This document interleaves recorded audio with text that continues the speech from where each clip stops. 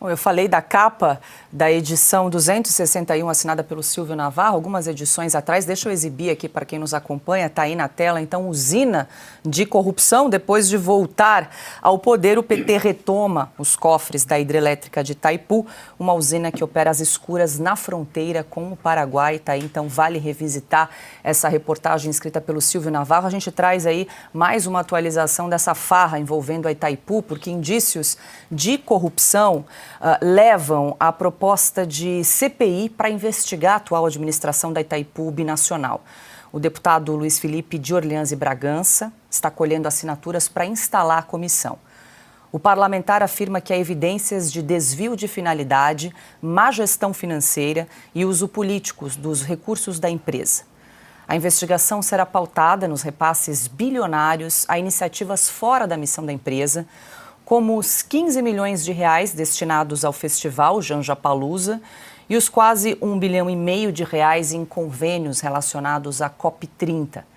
Além disso, há recursos direcionados a organizações e cooperativas ligadas ao MST e a projetos indigenistas. Só para as cooperativas do MST, a Itaipu destinou mais de 80 milhões de reais. Em entrevista ao Oeste, o deputado afirmou que a Itaipu deveria ser um símbolo de eficiência energética e responsabilidade com dinheiro público, mas está transformada num instrumento político para financiar projetos ideológicos e campanhas eleitorais.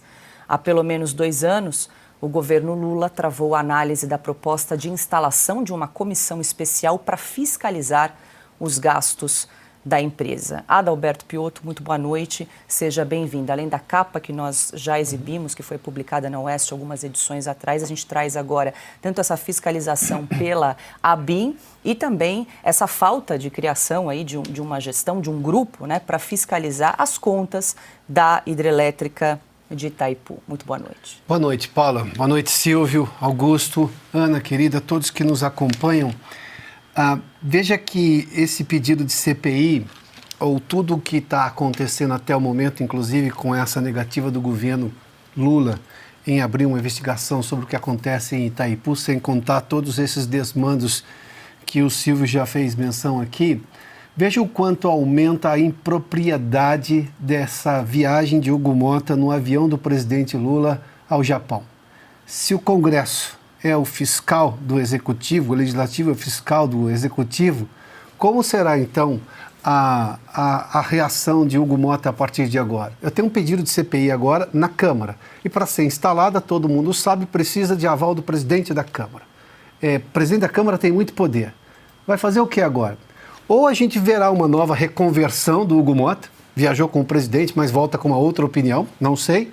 Ou a gente tem agora um presidente da Câmara, um chefe de um dos poderes, de uma das casas do Congresso Nacional, que vai ficar o quê? Pendurado agora no Executivo, com receio de tomar a decisão que precisa tomar.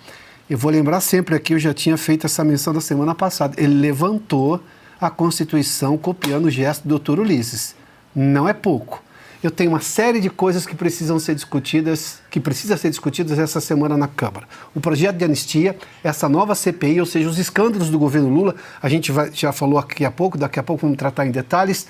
E eu tenho também esse novo programa aí, dito social, pé de meia, que tem mais gente recebendo do que estudante, do que aluno na escola. Cidades, sobretudo no norte e nordeste do país. O TCU disse não a esse programa, reclamou que não estava no orçamento. Depois concedeu ali 3 meses para resolver o problema. Ou seja, pedalada fiscal com prazo, tal como a anistia da Camilu. Anistia não, a censura da Camilu. Você vai até segunda-feira e depois não para nunca mais. Como o presidente da Câmara vai reagir a partir de agora? Antes da viagem eu disse, ele não deveria estar nessa viagem porque não tem nenhum interesse para o presidente da Câmara lá. Não é esse o assunto de um presidente da Câmara, não é esse o dever de um presidente da Câmara. Foi, e agora? Volta como? Diante dos desafios recentes agora, a começar dessa CPI. Ou, obviamente, a questão da anistia também, que o governo não quer, mas que a maioria dos deputados quer. Augusto Nunes, muito boa noite, seja bem-vindo. Boa noite, Paula, nossa chefe, meu irmão Silvio, meu amigo Piotto, Ana, minha parceira querida. Boa noite a você que nos acompanha. Não tem como escapar de uma CPI, né? Itaipu vai se transformando na Petrobras, do governo Lula III. A legislação de uma empresa binacional, se os dirigentes forem honestos, tudo bem. Se você bota dirigente desonesto ali, eles se valem dessa legislação, dos buracos que há nela, para roubar. Que parece o destino, né? A vocação de berço aí do PT, ó, coisa inacreditável. Em parceria com paraguaios a coisa fica feia, porque não são grupos que se entendem. Digamos que é uma associação do PT representando o PCC e o Paraguai é o Comando Vermelho, né? São parecidas, mas divergem. Essa legislação permite, por exemplo, que até determinado limite de gastos, uma parte só faça o contrato. Só o Paraguai, os paraguaios importam determinado produto, fazem lá a sua licitação sem consulta aos brasileiros e vice-versa.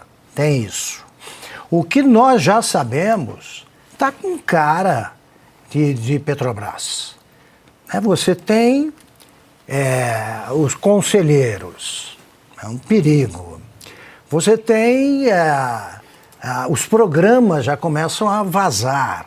Lá tem dinheiro e o PT não resiste a uma bolada ali à disposição. Então, tem que investigar porque não é de hoje. E se você olhar para trás, você vai encontrar negociata desde o primeiro governo do PT em Itaipu. Além de ser um braço importante do programa de desemprego zero para a companheirada. Até a Janja trabalhou lá sem comparecer ao local de trabalho.